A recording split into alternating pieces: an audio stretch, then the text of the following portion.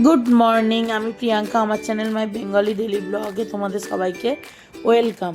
তোমরা সবাই কেমন আছো? আশা করছি ভালো আছো। আমিও ভালো আছি। সকালবেলা 5টার সময় ঘুম থেকে উঠেছি। উঠে আমি নিজে ফ্রেশ হয়েছি, হয়ে এখন দেখো রান্নাবান্না বসিয়ে দিচ্ছি। ফ্রিজ যেহেতু নিচে আছে, ফ্রিজটা উপরে তোলার ব্যবস্থা করতে হবে, দেখছি কি করা যায়। ফ্রিজ যেহেতু নিচে আছে, আমাকে নিচ থেকে নিয়ে আসতে হয় মাছ টাছ। নিচ থেকে মাছ টাছ এনে সবজি টবজি কেটে নিয়ে রান্না বসিয়ে দিয়েছি। ওদিকে রান্না করতে করতে এদিকে দেখো পটল আলু তরকারি হয়ে গেছে। ইলিশ মাছ ভাজতে ভাজতে ইন্দ্রর টিফিন বক্সটা মেজে ফেললাম। তো এখানে রান্নাটা আমি করে ফেলছি। মাছ ভাজা হয়ে গেছে, মাছের তরকারিটা ইন্দ্রর মতো করে ছেড়ে দেবো, আমাদের আবার পরে বানাবো। তো চলো, আমি সারাদিন কি কি করি তোমরা অবশ্যই ভিডিওটা প্রথম থেকে শেষ পর্যন্ত দেখতে থাকো। মাছের তরকারিটা দুবার ধরে করছি, কারণ ইন্দ্র হচ্ছে বেগুন বা গাটি কচু কিছুই খায় না। তো ওকে একটু আলু দিয়ে সর্ষে বাটা দিয়ে করে দেবো, আর আমাদের ভাবছি বেলাতে একটুখানি গাটি কচু বেগুন আলু দিয়ে তরকারি করব। আর এখানে দেখো আমি রুটিটা বেলে নিচ্ছি, ওদিকে তরকারিটা বসিয়ে দিয়ে এসেছি। আটা মেখে নিয়েছিলাম, মানে তরকারি বসানোর আগেই আটাটা মেখে নিয়েছিলাম। এখন রুটিটা বেলে রুটিটা করে নেবো। রুটি খাবো ইন্দ্র, আমি আর বাবা, আর মা খাবে ভাত। তো চলো ঝটপট রুটিটা করে সেঁকে নিয়ে ইন্দ্রর লাঞ্চ বক্সটা গুছিয়ে ফেলবো। আর ফ্রিজটা ওপরে আনার ব্যবস্থা করব, তার কারণ হচ্ছে ঘুম চোখে সকালবেলা উঠে আমাকে নিচে নামতে হয়। তো আমি 3 দিন ফ্রিজ মানে নিচ থেকে মাছ আনতে গিয়ে সিঁড়ি থেকে পড়ে যাচ্ছিলাম। তো সেই কারণে ইন্দ্রকে বললাম ফ্রিজটা আমার ওপরে তুলে দেবে, আমার সুবিধা হবে সকালবেলা করে। তো এখনও আমার কাজকর্ম কিছুই হয়নি। ইন্দ্র অফিসে গেল, ওকে ছেড়ে দিলাম, ও বেরিয়ে গেল। এখন আমি কাজকর্মে হাত দেবো। টিফিনটা আগে করে নিয়েছি, টিফিন খেয়ে নিয়েছি। রুটি আর পটল আলুর তরকারি বানিয়েছিলাম, বাবা মা সবাইকেই দিয়ে দিয়েছি। মা তো ভাত খেয়েছে, আর আমরা রুটি খেয়েছি 3 জন, মানে ইন্দ্র নিয়ে চলে গেছে, আমি আর বাবা রুটি খেয়েছি। তো এখন বিছানাটা ফার্স্ট, দেখো বিছানাটা অগোছালো হয়ে রয়েছে, বিছানাটা ফার্স্ট গোছাবো, তারপরে ঘর ঠাকুর ঘর সমস্ত কিছু মোছামুছির কাজ করব। তো চলো সমস্তটাই তোমাদের সাথে শেয়ার করার চেষ্টা করব। আর আমার গলার ভয়েসটা খুব একটা ভালো নেই, বুঝতেই পারছো, গলা প্রচণ্ড ধরেছে। তো কেউ কিছু মনে করো না, প্লিজ একটু মানিয়ে নিও। আর আমাকে অনেকেই গোল্ড কালেকশান আর লাভ স্টোরি শেয়ার করতে বলেছে। তো দেখো গোল্ড কালেকশানটা আমার তো যত রকম গয়না, অল্প হোক বেশি হোক যাই হোক, গয়না আছে লকারে, ওগুলো কোনো অনুষ্ঠান ছাড়া আমি বের করি না, আমার প্রয়োজন পড়ে না। তো যখন বের করব কোনো অনুষ্ঠানে তখন তোমাদের সাথে শেয়ার করব। আর লাভ স্টোরিটা অবশ্যই শেয়ার করব। এই রান্না পুজো, আমার শরীর খারাপ, ইন্দ্রর কাজের প্রেশার, এই করে করে আর করাই হচ্ছে না, তো অবশ্যই তোমাদের সাথে শেয়ার করব। আর আরেকটা সাবস্ক্রাইবার বন্ধু আমাকে কমেন্টস করেছিল যে আমার ভিডিওতে তার নামটা নেওয়ার জন্য। তো তার নাম সম্ভবত নূরজাহান খাতুন, এরকম একটা কিছু হবে। তো যদি এটা ঠিক হয়ে থাকে তো তোমাকে বলছি, প্লিজ কিছু মনে করো না, আমার ঠিক মনে নেই, তবুও তোমার নামটা আমি নিলাম। তো এইভাবেই আমার পাশে থেকো, আমাকে সাপোর্ট করে যেও, যাতে আমি আমার পরবর্তী ভিডিওগুলো আরও ভালোভাবে তোমাদের সামনে প্রেজেন্ট করতে পারি। তো চলো আমি যা যা করবো তোমাদের সাথে শেয়ার করবো।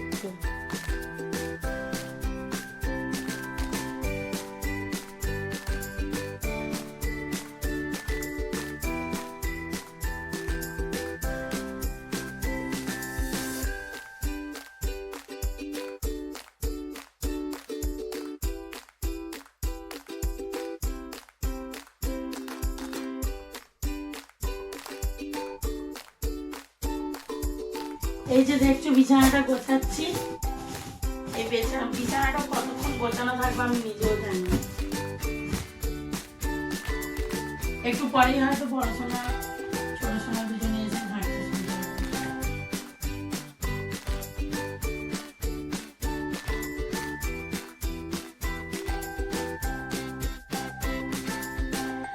আমার বিছানা গোছানো কমপ্লিট। আমি সবে তোমাদেরকে বলবো যে এখন আমাদের লোডশেডিং হয়েছে, আসেনি লাইন, বলার সাথে সাথেই লাইন এসে গেছে, মানে আমাকে বলতে সময় দেয়নি, লাইন চলে এসেছে। তো মোটামুটি একটু গোছালাম, এইগুলো আর টান টান করলাম না, কারণ এক্ষুনি আবার ফেটে যাবে, যার কারণে আর ভালোভাবে টান টান করে রাখলাম না।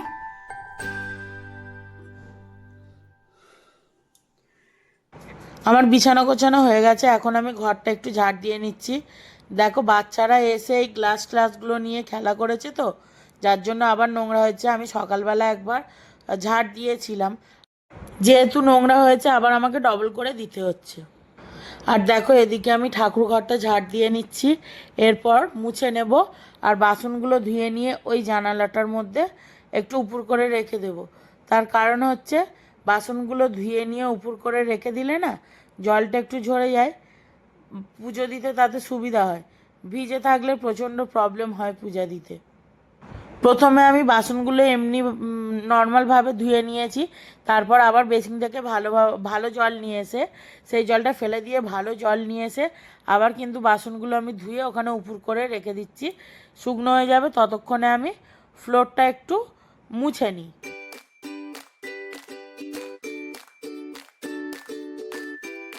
তো আমি স্নান করে রেডি হয়ে নিয়েছি, এখন দেব পূজা।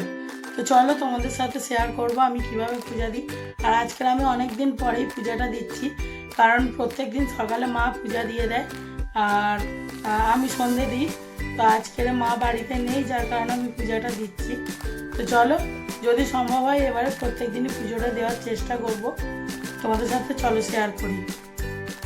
আর আমি দেখো সকালে স্নান করে যে ড্রেসটা পরেছিলাম, খাওয়া দাওয়া করেছিলাম বলে আবার স্নান করে ড্রেসটা চেঞ্জ করে নিয়েছি। ওই ড্রেসটা একটুখানি রোদে দেব, মানে যেহেতু পরেছিলাম একটু, তার কারণে একটুখানি মেলে দেবো। একটু হাওয়া লেগে গেলে আবার ওই ড্রেসটা আমি পরে নিয়ে রান্না করবো। আমার এখনও রান্না বাকি আছে। আর এখন ঘড়ির কাঁটা 11টা 20 ঘরে। দেখো আমি স্নান করে রেডি হতে হতে আমার বাসনগুলো সমস্ত শুকনো হয়ে গেছে। এখন আমি বাসনগুলো তুলে নিচ্ছি। দেখো বাসনগুলো কিন্তু একদমই শুকনো হয়ে গেছে। বাসনগুলো তুলে নিচ্ছি, নিয়ে এবারে আমি পূজায় বসবো। অবশ্যই তোমাদের সাথে সেটা শেয়ার করব।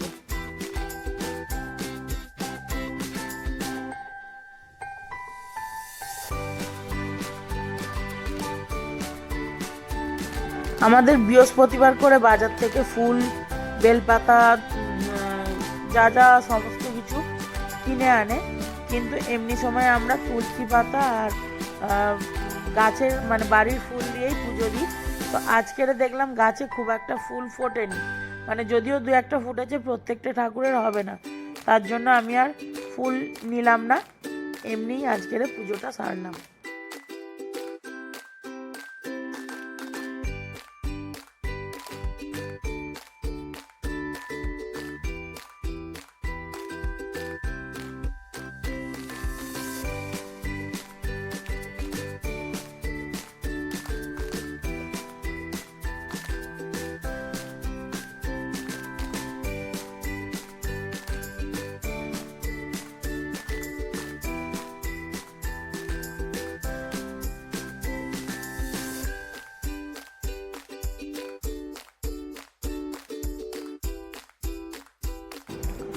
তুলসী গাছের গোড়ায় কোনোদিনই ধূপ গাঁথতে নেই, কিন্তু আমার সেটা মনে ছিল না, আমি ভুলে গিয়েছিলাম, তাই ভুল করে ধূপটা গেঁথে ফেলেছি। আমি ওদিকে রান্না করতে করতে ঘেমে গেছি, আর এখন মানে তরকারিপত্র করে এসে ভাত বসালাম।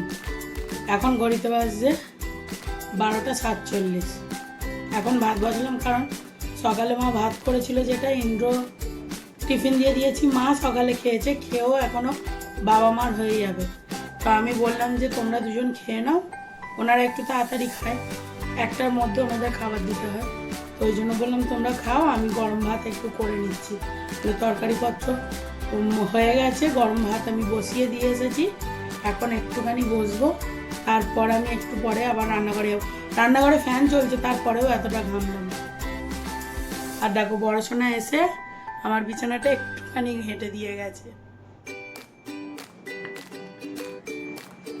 তো চলো তোমাদের সাথে আবার পরে দেখা হচ্ছে, আগে একটুখানি হাওয়া খেয়ে নিই। সিঁদুর দেখছো গলে গলে পুরো এইখান থেকে বেয়ে বেয়ে চলে আসবে। তো চলো আজকের আমার লাঞ্চ মেনুতে কি আছে তোমাদের একবার দেখিয়ে দিই। মাছের ডিমের বড়া ভাজা, আর এর নিচে আছে পুঁই শাকের তরকারি ইলিশ মাছের মাথা দিয়ে। এখানে আছে আলু দিয়ে সর্ষে বাটা দিয়ে ইলিশ মাছের ঝোল, এটা আছে ইলিশ মাছের তেল, আর এখানে আছে গরম গরম ভাত। তো রান্না যখন হয়ে গেছে চলো তাড়াতাড়ি খেয়ে নিই, গরম গরম খাবারের স্বাদই আলাদা। গুড ইভিনিং বন্ধুরা, আমি দোকানে সন্ধে দিয়ে চলে এসেছি। প্রথমে ঘরে দিয়েছি, তারপর দোকানে সন্ধে দিয়েছি। দিয়ে আসার সময় বাবা চপ কিনে দিয়েছে, নিয়ে চলে এসেছি। এটা দিয়ে এখন খাবো মুড়ি খেয়ে আজকের বাপের বাড়ি চলে যাবো ইন্দ্র এলে। মুড়ি খেয়ে ঘুগনি বানাবো, ঘুগনি বানিয়ে এই বাড়ির বাবা মার জন্য রাতের ডিনারটা বানিয়ে দিয়ে যাব বাপের বাড়ি। তো প্রথমে আমি টিফিনটা করে নিয়ে তারপরে বাপের বাড়ি মানে ঘুগনিটা বানাবো। মটর আর আলু ওদিকে প্রেসার কুকারে সেদ্ধ করতে দিয়ে চলে এসেছি, তাড়াতাড়ি টিফিনটা খেয়ে নিতে হবে। আর তোমরা তো জানোই আমি মুড়ি ভক্ত, সন্ধ্যেবেলা একটু মুড়ি আমার চাই। তো চলো তোমাদের সাথে আবার পরে দেখা হচ্ছে। রেডি হয়ে গেছি, ইন্দ্র রেডি হয়ে গেছে, একবার দেখিয়ে দিই ইন্দ্রজিৎ মন্ডলকে। আরে কিছু বলো, এখন ব্যস্ত, ব্যাগ গোছাতে ব্যস্ত। আমি রেডি, ইন্দ্র রেডি, দেখি মাথা চলো। শ্বশুর বাড়ি যাচ্ছে।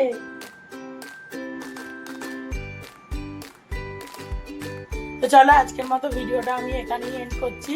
তোমাদের সাথে দেখা হবে আবার নতুন কোনো একটা ব্লগে।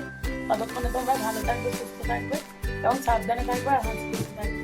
আর আমার আজকের ভিডিওটা যদি তোমাদের ভালো লেগে থাকে তাহলে একটা লাইক, কমেন্ট, শেয়ার আর অবশ্যই আমার চ্যানেলটা সাবস্ক্রাইব করে আমার পাশে থাকবে, যাতে আমি আরও নতুন নতুন ভিডিও তোমাদেরকে দিতে পারি। তো চলো আজকের মতো tata, good night, Radhe Radhe.